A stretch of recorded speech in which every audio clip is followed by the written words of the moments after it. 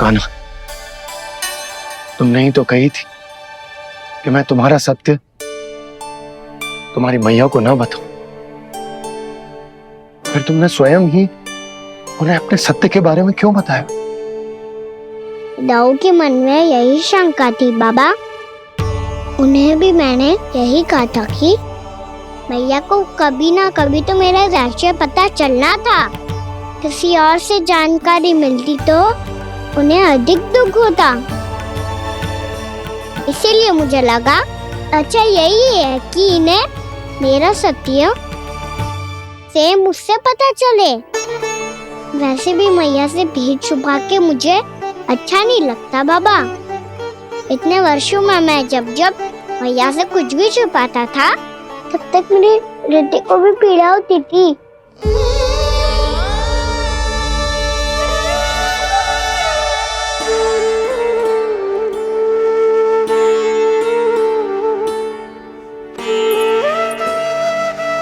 मैं समझ सकता हूँ कान्हा।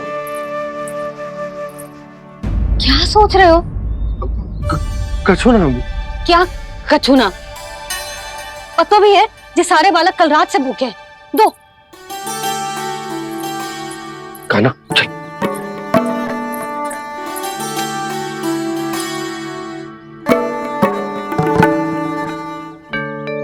लगता है सब ठीक है।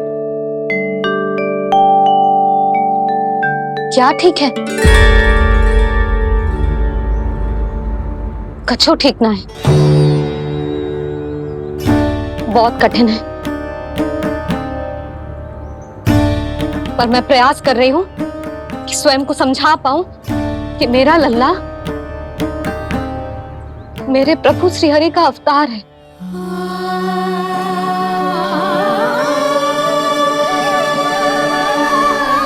ठहर, तू कहां जा रहा है बिना बताए? पूरे संसार के लिए तू दिव्य होगो, मेरे लिए तू केवल मेरा लल्ला है। समझ आई? अब आके कछु खा ले। आ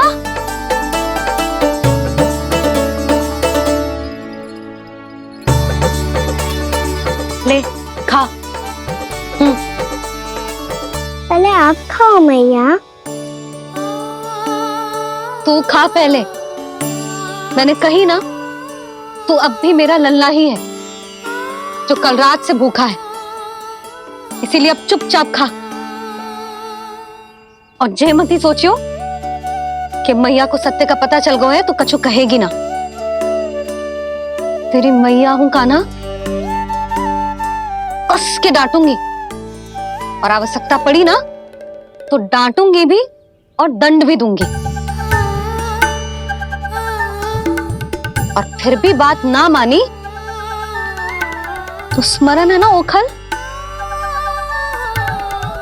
देख यहां भी है।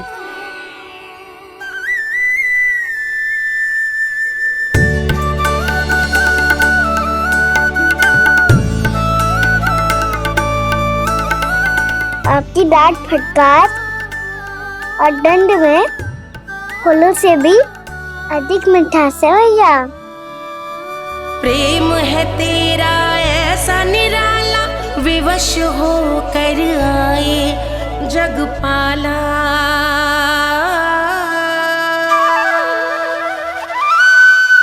मैया छोटी सी अनुमति चाहिए। फिर से वन जाना है? फिर से कोई लीला करनी है क्या? हाँ वो बस बस, अधिक बहाने बनाने की आवश्यकता ना है।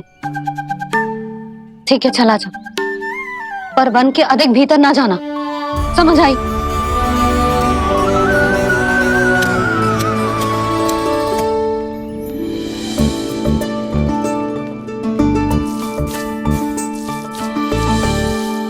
चलो मिल गई अनुमति।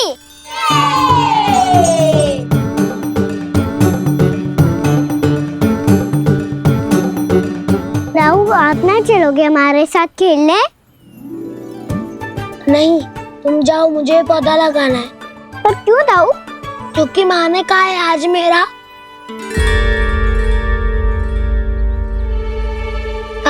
कि पौधे लगाने से फल मिलते हैं। पर पौधा तो लगो, फल ना है। इतने शीघ्र फल नहीं आते खाना, कम से कम 1 वर्ष प्रतीक्षा करनी पड़ती है। तो 1 वर्ष के बाद इसी पौधे के नीचे बैठ के फल खाएंगे। आज के इस विशेष दिन को स्मरण रखना सिखाओ। सब स्मरण रखना, बस अपने दाऊ का जन्मदिन ही भूल जाना तुम। वैसे आज के दिन की एक और विशेष बात है। आज माँ को बनाने की आवश्यकता भी ना पड़ी, उसके बिना ही वन जाने की अनुमति मिल गई। जय हुई ना बात। अब चलो।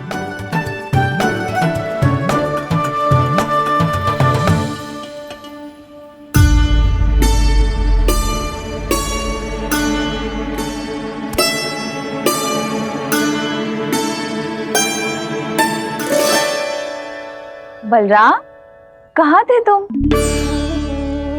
अच्छा, तुम्हें पता है महर्षि गर्ग ने मेरी विनती स्वीकार कर ली है। तुम्हारे जन्मदिन के विशेष अवसर पर तुम्हारे लिए विशेष पूजा करेंगे वो। जो किसी को स्मरण ही ना रहे, वो कैसा विशेष अवसर? क्या हुआ? किसी ने शुभकामनाएं नहीं दी? सखा बोले तो कोई बात नहीं, पर छोटा भाई भूल गया माँ। क्या? ये कैसे संभव है? वही तो मैं भी सोच रहा हूँ माँ। पूरे संसार की हर छोटी से छोटी बात जिसे ध्यान रहती है, वो अपने बड़े भाई का जन्मदिन कैसे भूल सकता है? सुनो सुनो सुनो, ये तो अच्छा करो कि तुम सबने से किसी ने भी दाऊ को पता ना चलने दिया कि उनका जन्मदिन हमें स्मरण है। पर अब हमें उनके लिए कुछ ढूंढना होगा। हाँ, हम सबकी ओर से कोई ना कोई विशेष उपहार। तो फिर गौवंश का ध्यान कौन रखेगा? और कौन? तुम। गैया मैया की तो समस्या ना है, पर जब बछड़े मेरे वश में ना आते, इन्हें तो कान्हा ही संभालेगा। अच्छा ठीक है, पर तुम सब जाओ और कुछ अनोखा ढूंढ कर लाओ। गए सब। अब इनकी अनुपस्थिति में शांति से अघासुर का अभिमान भंग करूंगा। इसे क्या लगता है ये मुझे अपने जाल में फंसा लेगा? इसके मित्रों को मृत्यु के जाल में ऐसे फंसाऊंगा मैं कि ये रक्षा की भिक्षा मांगेगा मुझसे।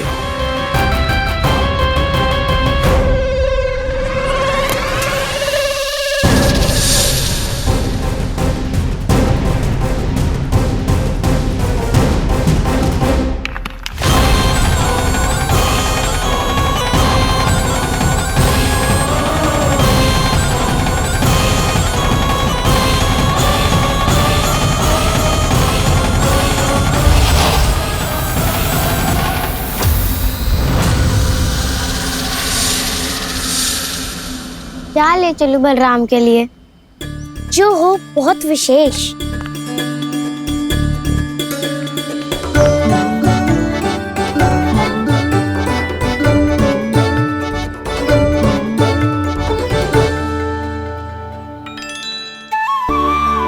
ये फल उसे बहुत प्रिय है।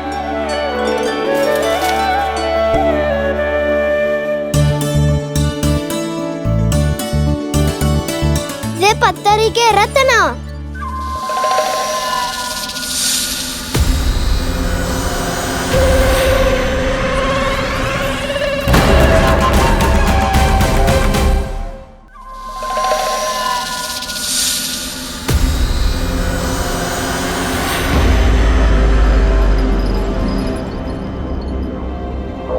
सका, अजगर।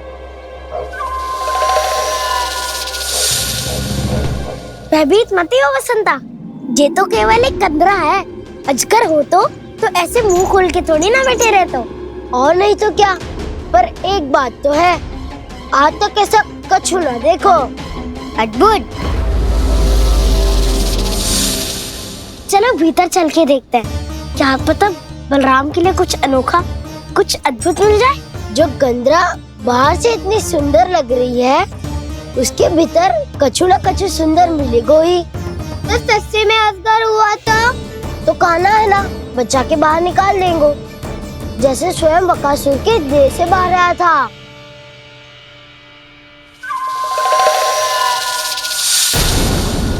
ये असगर ये अभी अभी आके खोली इसने। अरे बसंता, तुझे तो हर बात पे कुछ ना कुछ दिख ही जाता है। इसे छोड़कर हम सब भीतर चलते हैं। चलो चलो। अरे मुझे अकेला सुन के कहाँ जा रहे हो?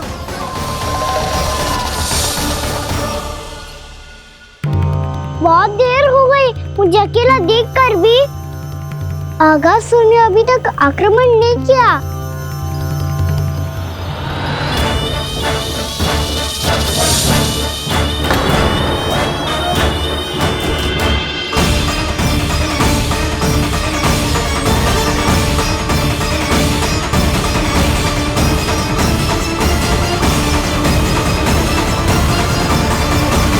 इसने तो उल्टी चाल चल ली।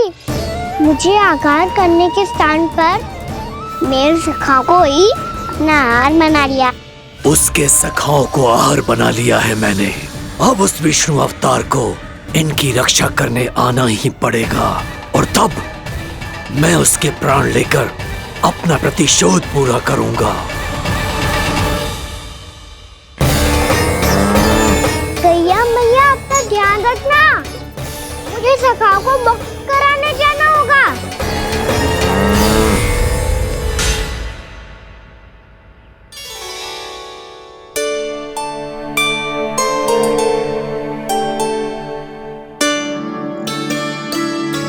बड़ी अच्छी सुगंध आ रही है। किसके लिए पका रही हो?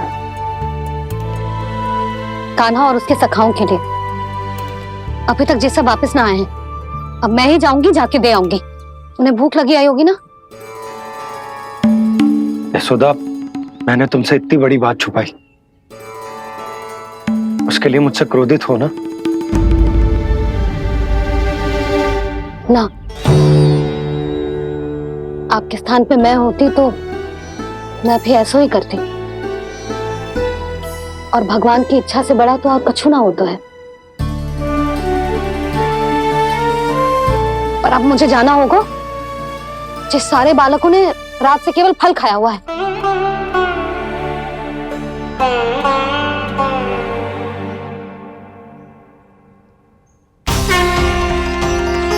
कान्हा, कान्हा, कान्हा,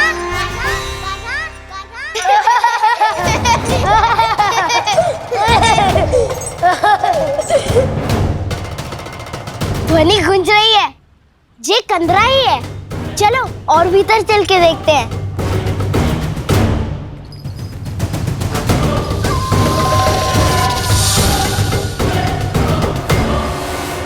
इन बालकों ने मेरा कार्य सरल कर दिया। स्वयं ही कृष्ण को खींचकर मुझ तक ले आए।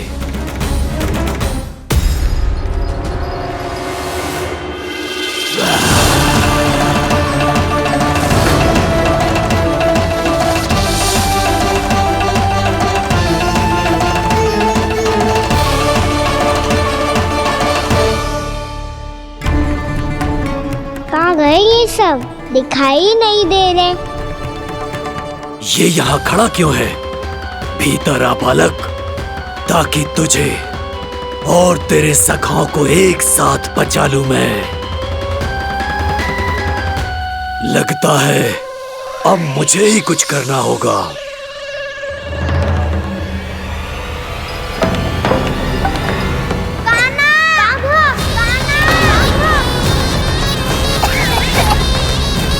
बसंता!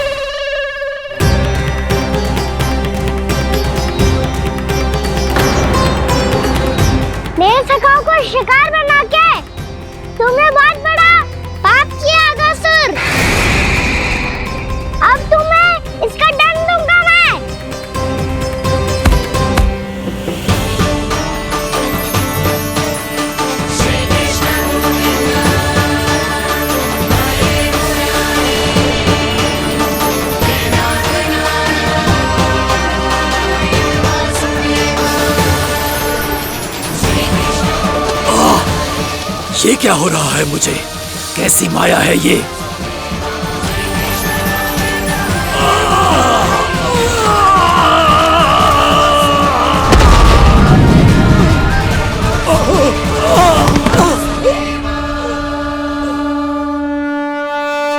नारायण नारायण।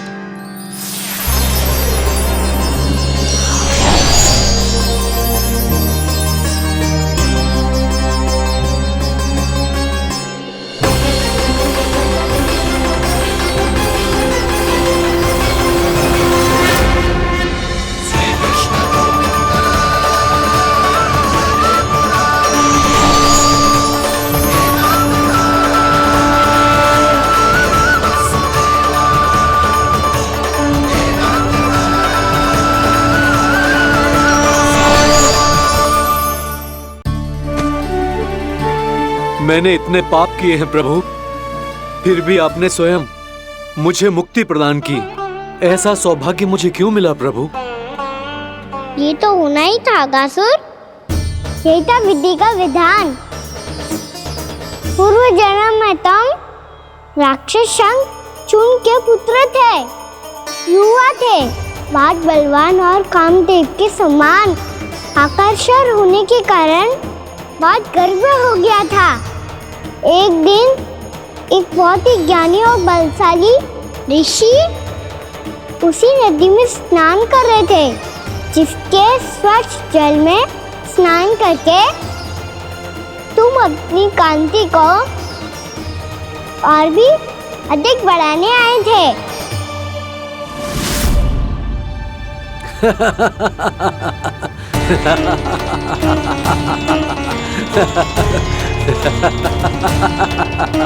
ये क्या देख लिया मैंने?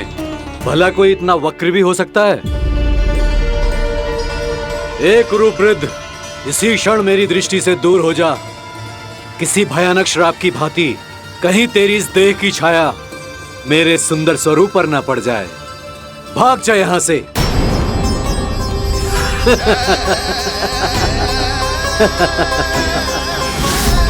अभी भान में आकर तुमने ऋषि अक्षावर का उपहास उड़ाया। उन्हें तुम्हारे व्यवहार पर बहुत क्रोध आया और इसीलिए तुम्हें विनय का पाठ पढ़ाने के लिए उन्होंने तुम्हें श्राप दे दिया। तुझे अपने अभिमान का पश्चाताप न हुआ तो इस ऋषि का तपोबल व्यर्थ है। मैं तुम्हें श्राप देता हूं ऐ मूर्ख। तू इसी क्षण ब्रह्मांड का सबसे कुरूप सर्प बन जाएगा, कुरूप सर्प बन जाएगा।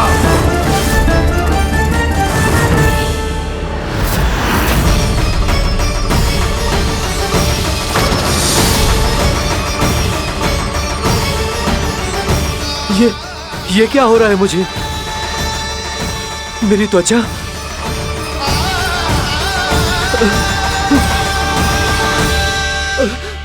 क्षमा ऋषिवर, क्षमा कर दीजिए मुझे। मुझसे बहुत बड़ा पाप हो गया ऋषिवर। मैं मूढ़ हूं, अज्ञानी हूं मैं, किंतु अब मुझे अपनी भूल का आभास हो गया है ऋषिवर। पश्चाताप की अग्नि में जल रहा हूं मैं। आप तो कृपालु हैं, दयालु हैं, मुझ पर कृपा करें, मुझ पर कृपा करें। क्षमा कर दीजिए मुझे, क्षमा कर दीजिए। मैंने तुम्हें क्षमा किया अघासुर, पर मैं चाहकर भी अपना श्राप वापस नहीं ले सकता। पर तुम्हें वरदान अवश्य दे सकता हूं। तुम्हें अपने श्राप युक्त जीवन से मुक्ति स्वयं श्री विष्णु के कर कमलों से मिलेगी, विष्णु के कर कमलों से मिलेगी।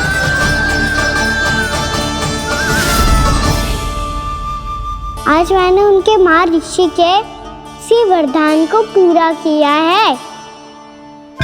अब तुम भव साग के चक्र से मुक्त हो जाओगे।